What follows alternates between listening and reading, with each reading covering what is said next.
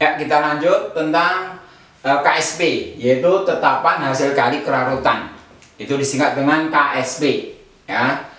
Solubility Products Constant, jadi tetapan hasil kali kelarutan. Oke, dapat digambarkan ya, dapat disederhanakan sebagai berikut. Dalam suatu larutan jenuh, ya, pada zat yang sukar larut terdapat kesetimbangan. Jadi dalam suatu larutan jenuh untuk zat yang sukar larut itu terdapat suatu kesetimbangan antara zat yang padat dengan ion-ionnya yang ada di dalam larutan, ya. Contoh misalkan ya, pada larutan jenuh Ag2CrO4 kita melarutkan Ag2CrO4, ya, sehingga terdapat suatu kesetimbangan dari zat Ag2CrO4 ini, yaitu Ag2CrO4 menjadi 2Ag plus CrO4 2-. Ini adalah kesetimbangan dari zat Ag2CrO4 yang sedikit larut ini. Sehingga dapat dituliskan KSP-nya sebagai berikut, ya. KSP Ag2CrO4 yaitu adalah Ag pangkat 2. Kenapa ini pangkat 2? Sesuai koefisiennya, ya. Sesuai koefisiennya di sini pangkat 2, ya. Kali CrO4 pangkat 1 karena koefisiennya 1. Ini adalah nilai KSP atau tetapan hasil kali kelarutan, ya. Jadi KSP itu harus dilihat kesetimbangannya, ya. Dilihat kesetimbangannya sehingga dapat dituliskan tetapan hasil kali kelarutan, yaitu zat-zat produk ini, ya, pangkat koefisiennya. Oke. Contoh ya. Jika kelarutan Ag2CrO4 nilainya S sebesar S, maka dapat dituliskan sebagai berikut. Ag2CrO4 kelarutannya S, maka Ag yang dihasilkan adalah 2S karena ini koefisiennya 2. CrO4-nya S.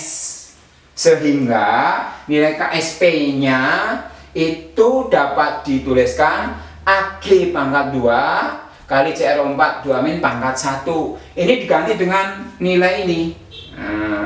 Ag-nya diganti dengan 2S menjadi 2S pangkat 2 kali S. Sehingga diperoleh hasil akhir, ya, seperti ini. Ini pangkat 2 seperti ini. Hasil akhirnya 4S pangkat 3. Saya berikan contoh soalnya ya, biar lebih jelas ya. Oke. Nah, ini contoh soalnya ya. Contoh menghitung KSP ya. Di dalam larutan jenuh MgF2, dalam larutan jenuh MgF2 terdapat MgF2 sebanyak 7,6 mg. Nah, ini ingat ya, miligram ya, harus diubah ke gram nanti. Jika volume larutannya 100 mili, nah ini nanti harus diubah ke liter. Kalau kita jadi liter berarti 10⁻⁻1 ya, liter. Ya. Ini kali 10⁻⁻3 untuk jadiin gram. Oke. Pertanyaannya berapa KSP MgF2? Oke, MR MgF2 adalah MR-nya 62. Untuk menjawab nilai KSP ini ada tahap-tahapannya ya, karena di sini belum ada molnya, jadi harus dicari molnya. Tahapannya pertama nyari S dulu, kelarutannya, S solubility kelarutannya ya, nyari kelarutannya yaitu mol per liter. Kemudian tulis cari persamaan timbangannya, terakhir masukkan nilai S ke dalam KSP ya. Oke, kita mulai ya, kita mulai tahap-tahapannya. Yaitu cari molnya dulu, gram per ml ya, molnya gram per ml. Kita tahu gramnya tadi 7,6 kali 10⁻³ gram ya, dibagi 62 ml nya, sehingga diperoleh nilai 1,23 kali 10⁻⁴. Ini mol ya, ini mol, ini mol.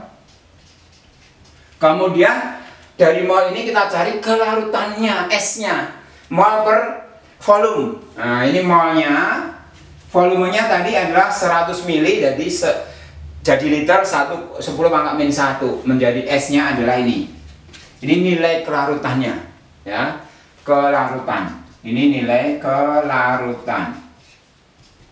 Nah, kemudian tahap kedua kita harus tahu kesetimbangannya dari MgF2. Kita cari MgF2 menjadi Mg2 plus 2F-. Sehingga kalau zat yang nilai kelarutannya S, MgF2 kelarutannya S, maka Mg-nya nilainya S. Untuk F-nya adalah 2S karena di sini koefisiennya 2, ya. Gitu. Sehingga yang terakhir kita bisa menentukan nilai KSP MgF2 yaitu Mg 2 plus ya, Mg 2 plus kali F min pangkat 2 karena ini koefisiennya 2. Mg kita tahu kelarutannya S, kita ganti S, F-nya adalah 2S, kita ganti 2S pangkat 2. Sehingga diperoleh nilai KSP-nya adalah 4S pangkat 3. Ya, ini 4, ini S pangkat 2, S pangkat 1, jadi 4S pangkat 3. Sehingga nilai KSP-nya yang ditanyakan itu kita hitung, ya, yaitu 4S pangkat 3, S-nya diganti dengan nilai ini, ya. S-nya kita ganti 1,23 kali 10 pangkat min 3 pangkat 3 nih, ya. Menjadi S-nya kan kita ganti ini, sehingga 4 kali 1,86 kali 10 min 9. Hasil akhirnya adalah ini nilai KSP-nya, ya. Oke, semuanya bisa ya. Pokoknya nilainya urutannya ini. Jadi kalau tahu urut-urutannya, insya Allah mudah. Terima kasih. Mudah-mudahan latihannya bisa dikerjakan. Assalamualaikum warahmatullahi wabarakatuh.